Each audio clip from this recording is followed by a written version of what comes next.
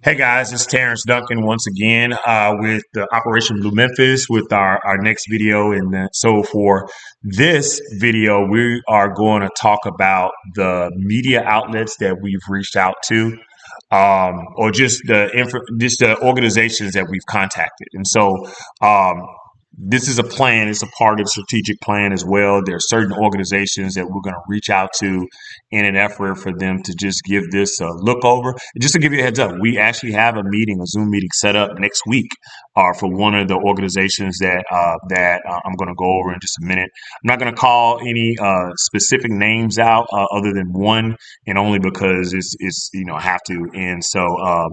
But again, we reached out to these individuals, and so we're looking to hear back from some. We've heard back from some, and so this process, is underway. Thank God. I mean, I think we just want to be just want to act on it, and so that it's been working out to our benefit. So the first organization.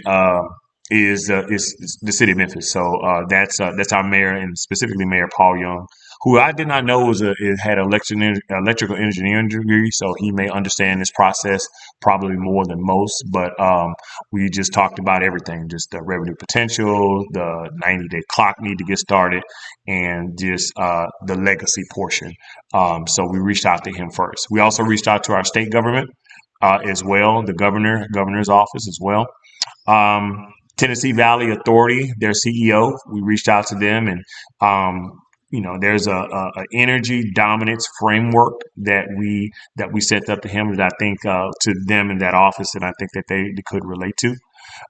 We also reached out to Caesar. Caesar is an acronym, CAESER, and they're housed on the University of Memphis campus, and they're the nation's top experts on the Memphis Sand Aquifer. And so they have the scientific authority, and not just as a research partner, we want to get them heavily involved in this process, particularly for any sort of monetization strategy for the Memphis Sand Aquifer.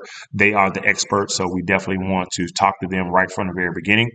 The U.S. Department of Energy, specifically the Water Power Technologies Office, this will require federal funding, and it should receive federal funding. I mean, this will not only benefit just Memphis and the state, but it's gonna bring revenue to the entire country. And so federal funding, we hope that we can get right from the very beginning, uh, um, because of the viability of this plan.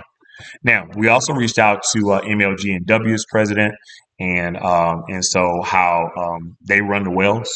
They also manage the customers, and they have the infrastructure.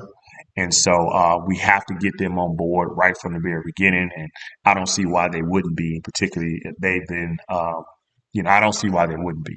So hopefully they can get in touch with us. Have yet to hear back from them as of yet, but we will follow up. I know that they've been dealing with some very specific issues, and so I saw their leadership on a report here a couple of days ago, and so they're tied up with a few things.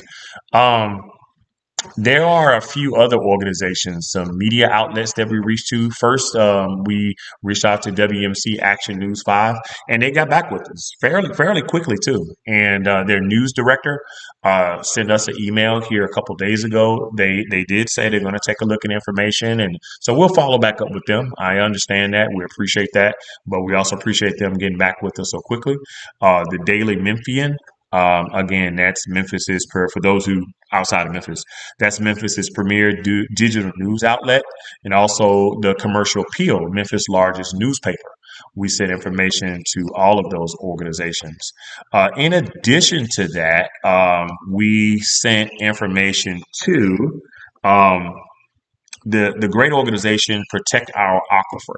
A matter of fact, the VP of Protect Our Aquifer got back with us fairly quickly. We have a meeting, Zoom meeting set up with them, and so just to talk about Operation Blue Memphis, and they've been in this fight for a long time. They have some great videos on YouTube, and in which they're not only giving expert analysis around the country talking about the Memphis Sand Aquifer, but also doing a lot of just public events, educational events, working with kids, educating the community. So they've done a lot of great things things in the community in respect to the Memphis Sand Aquifer. So shout out to them, and I hope they keep up that great work no matter what happens. And so yeah, but we weren't just sitting on our thumbs. Oh, I'm sorry. One other organization I want to make sure that we make note of, the Fox News 13. And so there was a specific reporter doing a report a few days about a week ago now, and but we reached out to that reporter, we reached out to the news director, and also the general manager, and we believe Operation Blue Memphis is worthy of some information, and hopefully we can have a conversation with them as well. And so, but yeah, we're active. We want to get everybody involved. This plan benefits a number of people. It benefits not only Memphis after fully implemented, again, the Mid South, the region, the country, even other countries. We've talked about that. We've talked about that in previous videos. So it's too big to just sit on our hands. We'll continue to reach out to as many of the key people as we possibly can.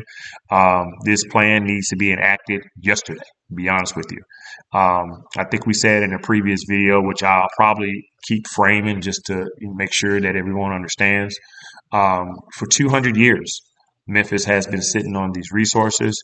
And I would say specifically, the river energy, the hydrokinetic energy project may not have been truly feasible without a dam or some dam technology. But now, since that, with the new technology that's available in river hydrokinetics, I mean, it's there. I mean, it's there now. And so now it's to be taken. Matter of fact, it's already being taken advantage of downstream in Louisiana, the Louisiana portion of the Mississippi River. And on previous videos, we talked about the East River up in New York City. So the technology is there.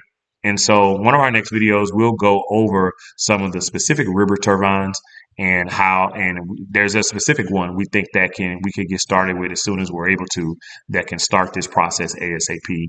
And then there are some that are being fully developed that'll be able to benefit us as an organization, as a city, as a community, and a state later on down the line. But the time to act is now. So guys, we appreciate your time as always. Thank you so much, and God bless.